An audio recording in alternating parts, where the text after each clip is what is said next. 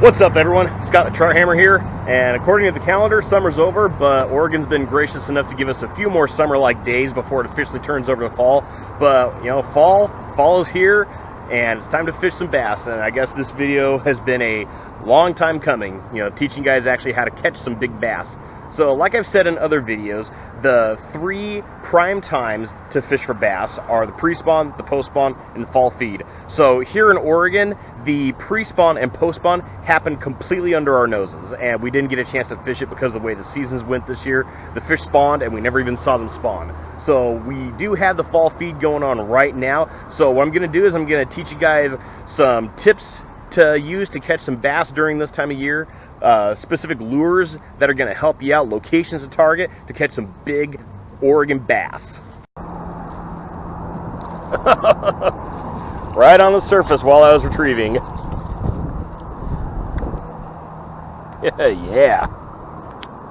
Yeah, guys, pretty good for, you know, a little Senko. Right on the surface, about a pound. Pretty good. So the single most important thing to figure out when fishing for bass during the fall feed is their forage. What is the food the bass are eating? The two most common forages that you're going to find for bass are sunfish, and that could be bluegill, green sunfish, pumpkin seed sunfish, juvenile bass. Yes, they do cannibalize. Other fish species that are going to be in the system, especially shad. So shad is really common in the warmer climates. In Oregon, we don't have a lot of shad. There are some places where you can find shad, but it's not the most common thing. Probably the most common fish that the bass are going to be using for forage are bluegill or green sunfish. And if they aren't eating bluegill or sunfish, they're probably eating crawdads. And the way you can tell is when you catch a bass, feel its teeth on its lip, like when you grab it by the lip to get the hook out, feel its teeth. If the teeth are dull, and up there, if there are red calcium deposits in the roof of its mouth, they're eating crawdad. The location the bass are going to be is wherever their forage is. If it's really weedy areas where there's a lot of vegetation on the bottom, they're probably feeding on crawdad, but because the crawdad hang out near the roots, and that's what they've been digging around using for food. Also in rocky areas, that's where the bass are going to be if they're eating crawdad. Elsewhere, if it's open water, if it's like at the mouth of a creek, or if it's like a sheltered cove or a sheltered bay where there's a lot of tree cover, they're probably feeding on sunfish. So those are the two things that you need to look for in terms of location based on what the bass in your area are going to be feeding on. There we go. Oh, that's a big one. Holy cow. Nice. Oh, yeah. Yeah, nice.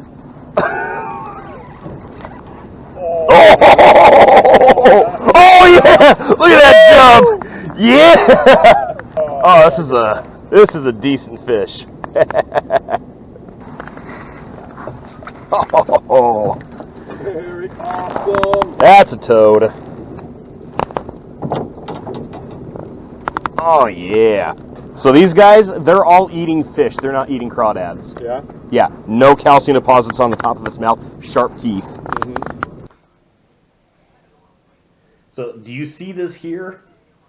This is one of the reasons why it's taken me so long to make an educational bass video for you guys, because there is so much to bass fishing.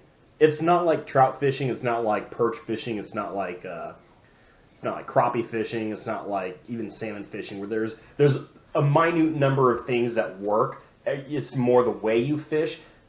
Bass, there's just so much to bass fishing, it's going to take forever to get through all these lures. Here is a general rule for all fishing, and I think bass fishing is where this rule started because of how much it really defines bass fishing. 90% of the water, like when you go to a lake or a pond, 90% of the water you're fishing holds 10% of the fish.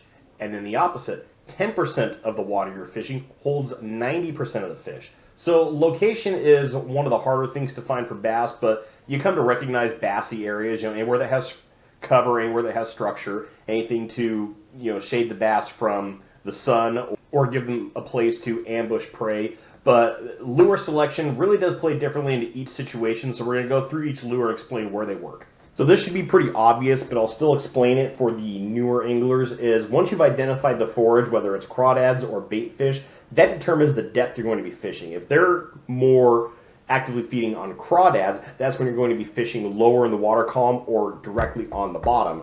But the people who don't think that crawdads can swim haven't seen crawdads swim. I've seen crawdads swim through, like, middle to lower of the water column. So don't be afraid to sort of retrieve a crawdad pattern the way you would a fish. But if you've identified their forage as bait fish, sunfish, bluegill, things like that, that's when you're going to be associating more middle to top of the water column, especially those younger juvenile fish. They're going to be directly on the top. You can be fishing lower on the bottom because that'll typically be where the larger bass are. So that's when you're going to be using your larger baits lower to bottom of the water column.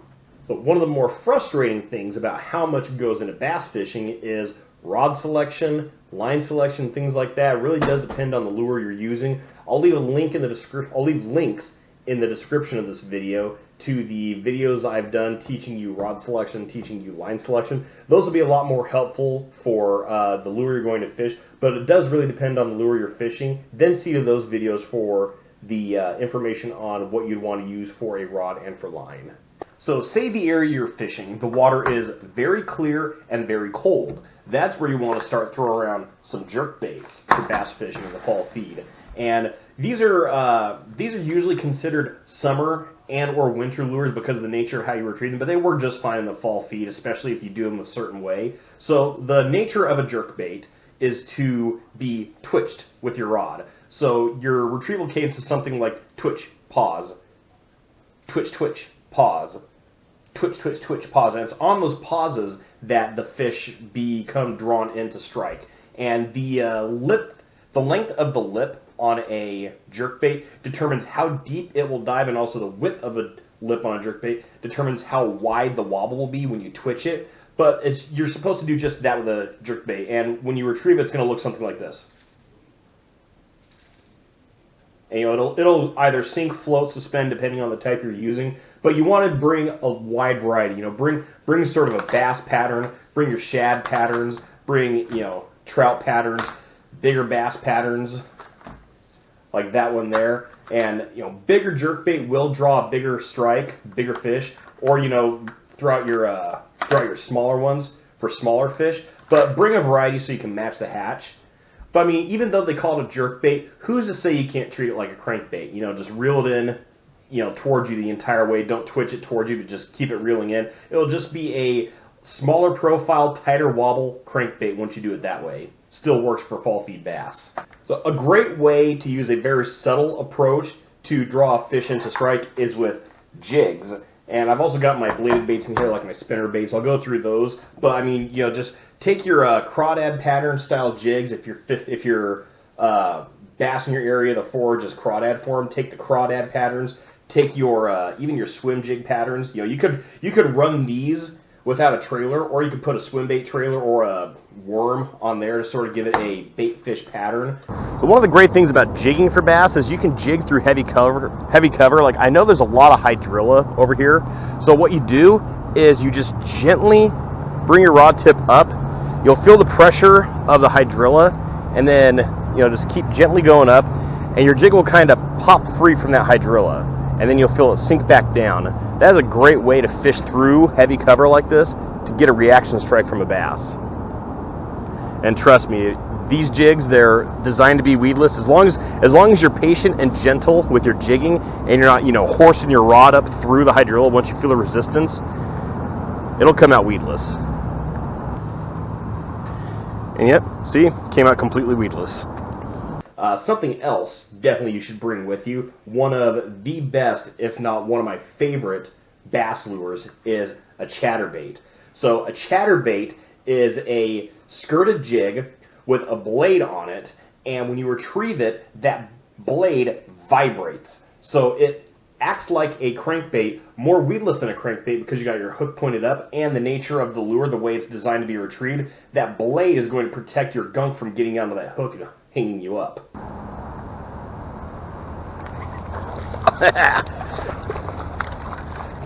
Sight fish that guy. Saw him come running up for it, paused, and he struck. Yep, and that's on that chatterbait. And these can be retrieved so many ways. They could be slow rolled on the bottom. They could just be brought toward you like you would a normal crankbait. You could jig these, rip these. These give you a lot of options and catch a lot of fish. So the area you've been fishing, say you have a lot of small fish in the area. You had a big spawn, there's a lot of little fry, a lot of juvenile fish. That is what bass are going to be feeding on, those schools of fish, because they can come up to those schools of tiny fish, get a lot of fish in one strike, easy meal for them. That's when big spinner baits come into play. And big spinner baits, you know, they work just like a jig because they got that skirted jig on the end. And you could run these again just like a jig, run it without a trailer, put a trailer on there for bigger profile. But the draw of a spinnerbait is when you retrieve this, it mimics a school of bait fish. And you have one blade that spins, usually sometimes two blades. A lot of them just have one blade that just sits there and sort of waves back and forth. But you got the one blade that spins to draw a fish into a strike, causing vibration and flash. And then that bigger one on the bottom that sort of looks like the mature fish that's going along with the school. So it looks like a large number of fish in one small area. Easy meal for a bass, something they can't resist. And again, bring a number of colors, presentations, different style blades with you because they have, you know, they make spinners that are meant to even mimic crawdad on the bottom and have crawdad patterns and colors. Ones that mimic bait fish and also different style spoons. So let's get into that. So, like I've said in previous videos about spinner and spoon fishing for trout, the blades on a spinnerbait for bass work exactly the same way. So, like the deeper Colorado blades, they're gonna have better action on a faster retrieve because of the depth of that spoon. It's also going to make a lot more noise. It's not going to create as much flash in the water as, say, a willow blade would. And a willow blade has that thinner, larger blade, so this works better on a slower retrieve. This will create more flash than noise. So something else to consider with selecting a big spinner lure for bass fishing is color of your blade. So if it's a sunny, clear day and or clear water, that's when you're going to want a silver colored blade because it'll create more flash, better flash for the conditions that you're fishing in. Tends to reflect the light coming in much better. If it's a cloudy, overcast day and or dirty water, that's when you're going to want a gold or bronze colored blade because that will create better flash, reflect better light in those lower light conditions. Now, I don't have any to demonstrate because I think they're junk, but you want to get blades that have that really nice ball bearing swivel in there. Here's why. Those barrel swivels don't spin as much or they don't spin for as long or as well in the water. But these ball bearing swivels, I mean, here's all you gotta do. And you see it's still going. Still going. You know, it makes it a lot easier to get that flash and that draw in for a bass to strike with those ball bearing swivels on there. A lot better action on the swivel. And this will go across all the lures I'm going to explain, but say the conditions you're fishing in are really dirty water and or it's really dark outside. That's when you're going to want to throw out darker colors because those stand out better in really dirty water and or low light conditions. And that's also when you're going to want Colorado blades because they'll make more noise. One thing I probably don't need to spend a lot of time explaining, especially if you're a viewer of mine, is plastics during the fall feed. Now, especially in Oregon, plastics seem to work pretty universally well anywhere you fish. You know, take your big grubs out there with you, take some crawdad color, or take some crawdad plastics in multitude of colors. You know, take some darker ones, take some lighter ones, take your curly tail worms, your bigger curly tail worms. Yes, big worms draw big fish. You know, take a multitude of color of Senkos, different sizes Senkos. Even take some frogs with you. You know, frogs definitely work really well in the fall feed because the frogs are still pretty close to shore in the warmer parts where the fish are going to be feeding.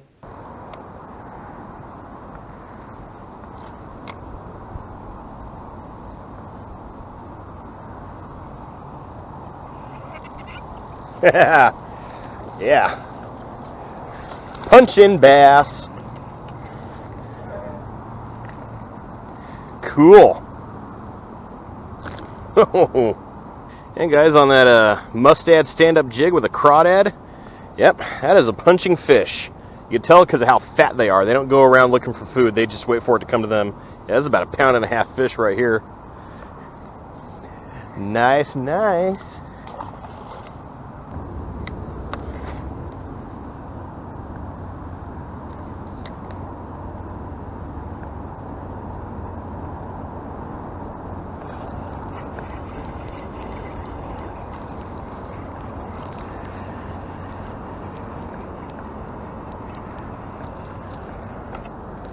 Yeah, little guy.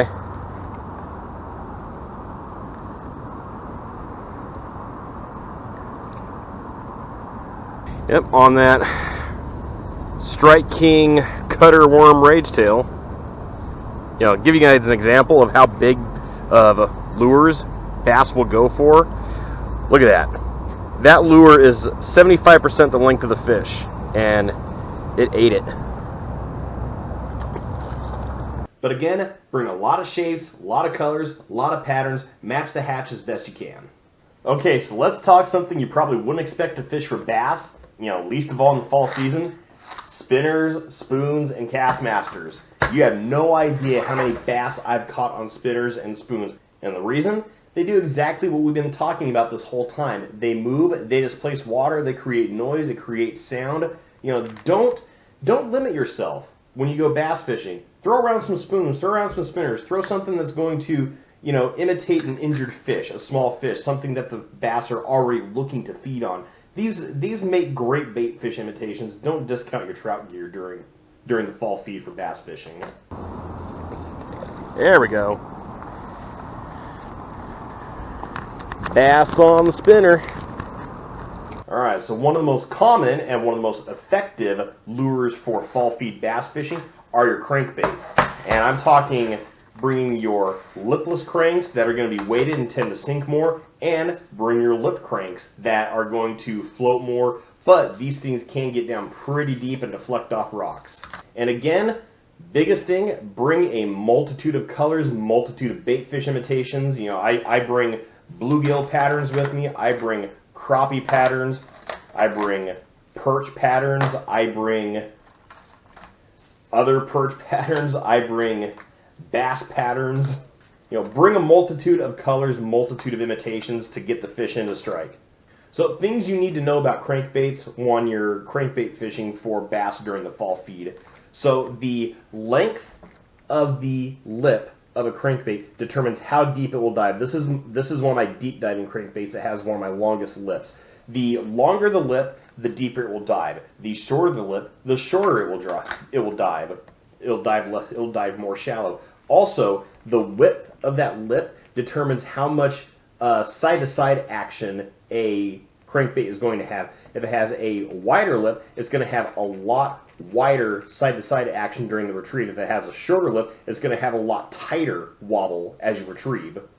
So give you an idea of the lip you want to use depending on the area you're fishing in. If you're fishing in an area that has a it doesn't have a lot of structure on the bottom, you can use a rounded lip crankbait, or you could use a square lip crankbait. Either one effectively. The difference between these two and when you want to use them specifically, the crankbaits that have a rounder lip, they deflect better off of rocks. So what you want to do with these is you want to get these down into the rocks, and you want to have them deflect off the rocks and bounce up, and it's on those deflections that catch the bass's attention, and that's when they come into strike. With the square-lipped crankbaits, these are the ones you want to use around fallen timber and things like that for structure. The reason being is when a crankbait with a square lip comes up to a log or something like that, with the square lip, it'll get to that corner and it'll deflect a lot better. With the rounded lip crankbaits, when you come to those logs and down timber, when it hits it, the round tends to go all the way to the side, and that's when the treble hooks will hit the wood and you're going to snag up. So with your lipless crankbaits, these things sink on their own. So a real great way to retrieve a lipless crankbait is to rip it. And the way you rip it is you let it fall, and while it falls, it sort of swims down like that. And that's something the bass are looking for. Unsuspecting bait fish coming down deeper, and then you rip your rod tip up. You don't reel, you just pull your rod tip up, and it's going to come back up, rattle a lot, make a lot of noise, and then swim its way back down. These things are going to swim a lot on their own. And with the lipless crankbaits, like I said with crankbait description at the start of this, that tighter lip is going to have a lot tighter wobble. And you want my biggest advice, this again, no sponsorship, just slight sense of brand loyalty because of how long I've used them, how effective I know they are. Get a lot of Bill Lewis style crankbaits. These are the Bill Lewis style crankbaits, the lipless crankbaits. Get a multitude of sizes, colors, because these ones tend to be, in my experience fishing these ones tend to get the most bites because they're the most realistic. The rattles, they were one of the first companies to put those rattles in there. They made the original rattle trap crankbait also, but the specifically the design of that lip just has the best action for lipless crankbaits. And again, crankbait color choice depends on forage you're going for. You can have crankbaits that are meant to imitate crawdads, lipless cranks and lipped crankbaits, as well as having crankbaits that are meant to imitate baitfish. And again, multitude of colors because you don't know you have to figure out what the bass are feeding on, specifically that time of year, and use those to match the hatch. Now for what is, in my experience, the single most effective lure to use during the fall feed, swim baits. Now again, bring a multitude of color patterns, bring a multitude of imitations, sizes, tails, what have you, to get those fish into strike. So here's something to remember about swim baits specifically. Treat them like plastics. So a lot of the swim baits that you get, they come with exposed hooks. Those are necessary. The hooks that are on the bottom, those single big hooks on the top, that's what you are expecting a bass to come from behind to feed on the fish. Anything that has the treble hooks on the bottom, that's when you're expecting the bass to come up from underneath and strike the fish. So the ones that have the hooks in the bottom, those are the ones that you usually want to fish shallower. The ones that have the hooks on top, those are the ones that you want to generally fish middle of the water column to bottom of the water column. But also with these swim baits that have those exposed hooks, you're going to get hung up a lot. So depending on the area you're fishing in, if you've got a lot of milfoil in the water, if you've got a lot of water, if you got a lot of hydrilla in the water, is you want to run those weedless presentations with your swim baits. And again, bring a multitude of colors, multitude of sizes, selection. I usually bring with me a trout pattern, a shad pattern, bass pattern, bluegill pattern, and you're gonna get ready for this. The size of some of the swim baits I use. So I mean, they're the 4-inch bluegill and a 5-inch juvenile trout, a big full-size trout. Yes, these things catch fish. They catch big fish. Bring yourself those your big swim baits, your Huddlestons. Bring your smaller swim baits, your ones like this. There are a ton of fish this size in any water system the bass are feeding on. So use these smaller presentations when necessary. There we go.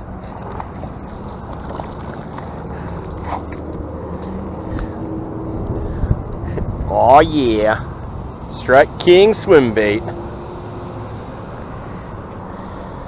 Yeah, nice fat fall feed bass. So as I described, and this is the best way to describe this example, is of bigger bait brings a bigger fish. So let me ask you, what size bass do you think is going to strike that, thinking that is a meal? What size bass is going to strike that, thinking it's a meal? Yeah, you're going to catch the big, 8+ pound bass on a big swim bait like that. This one will still catch bass that size, but this one's going to appeal to a much smaller fish, while this is going to appeal to a much larger fish. So the thing that is going to play the most into bass fishing during any season, especially the fall feed, are the conditions. And this is going to frustrate you, and this is going to drive you absolutely batty trying to catch bass. So the things you have to consider when you're bass fishing, you have to consider barometric pressure. You have to consider UV index, how much radiation from the sun is coming down through the sunlight. You have to consider water temperature. You have to consider air temperature. wind speed. There are so many things to consider with bass fishing. It's one of the reasons why it's taken me so long to even want to make this video, and also why it's taken me a while to figure out what I'm going to do with this video, and I decided just to leave it at the fall feed specifically. So during the fall feed, conditions you can really expect and you got to look for when you're fishing. So during this time of year, lakes will start turning. That is when the warmer water on the surface is going to start lowering down to the middle of the water column. There's going to be a circulation that happens. All of that gunk that's built up on the bottom, all the mud, dead leaves, dead twigs, those things are going to start to float up to the surface as the oxygen level declines and makes those things more buoyant. That's going to make the water dirtier. There's going to be a lot more debris. So that's when you're going to need to fish those more weedless presentations. You're going to want to fish darker lures that tend to appeal easier in dirty water conditions, and also lures that make noise or lures that you can apply scent to, things like that. With water oxygen level this time of year, there tends to be a pretty universal mix, at least around here during this season. So you don't have to worry about oxygen levels being higher at creek mouths. You don't have to worry about oxygen levels being higher on the surface or where there's a lot of plant life. Those things are obviously going to create more oxygen to make it more livable for the fish, and that's when you can target the bigger bass. But during this time of year, the oxygen levels tend to balance out, and they're going to completely flip from where they were from summer to winter. Okay, so one of the biggest reasons why the fall feed is such a great time for bass fishing in terms of the conditions is the barometric pressure. So this is the time of year where the climate starts getting a lot cooler. You get a lot more cloud cover. The sun's not as harsh to the skin. It's not as harsh during the day. Temperatures drop. That barometric pressure, fish can feel that. And during the lower barometric pressure days, the fish are more active to feed because there's less pressure on them. And during times where the barometric pressure is high, those really clear, sunny, hot days, the barometric pressure just squeezes down on the fish in the water because that water does amplify the barometric pressure, among other things, and that just makes it painful for the fish to even move around. So they're not actively feeding as much.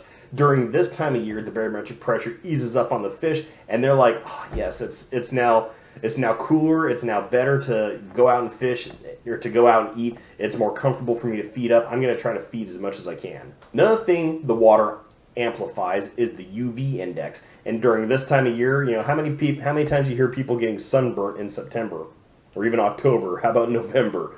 It's because the UV index is generally lower. The fish also are affected by the UV index. Bass especially are a light sensitive species. That's why you see them hiding close to structure, anything that creates shade, anything that helps create protection from the sun.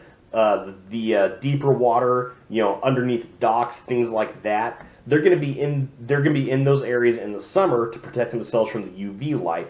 That's not going to be as much of an issue. The fish are going to be more spread out. They're going to be middle of the water column, top of the water column during the evening hours, like even an hour before twilight and an hour after dawn. The fish are going to be out feeding a lot. They're still going to be feeding actively at nighttime too. But this is a time of day where you can, or this is a time of year where you can catch bass more throughout the day. And one of the reasons is because that UV index is lower on the fish. So another factor that makes the season great for bass fishing is the water temperature. So like I said, with the warmer water going down, it creates more of an equal climate throughout the water system you would be fishing in. So bass, they shut off almost entirely when the water is too hot or too cold. This is the time of year where the water is going to be just nice. You know, this and also, you know, early to mid-spring, that water temperature is coming back to a level that is a lot more comfortable for the fish to be actively feeding in. So that's what they're going to do.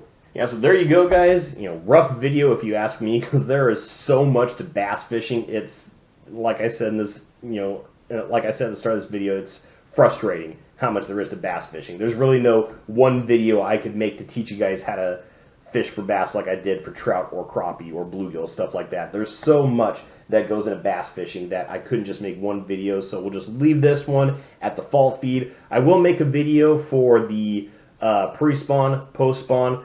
I think I might make a winter bass fishing video. It depends on how the fishing is. I didn't do so great last year because we had the hardest winter we've had in a really long time here. But hopefully this winter should be a lot more mild. Should be a lot better for bass fishing. We'll see what it's like. But yeah, let me know what you guys thought. down in the comments below. If you guys have any questions, leave them down below. Please, experienced anglers, if you guys want to add to this, leave your observations and leave your tips in the comments below also. Thank you so much for watching. Please like this video. If you could also please consider subscribing, because that's how this channel is going to grow. It's going to help me be able to do more, to reach more people, and to do more to teach you about fishing as well. Again, thanks for watching, and as always, tips up, tight lines, and have fun fishing.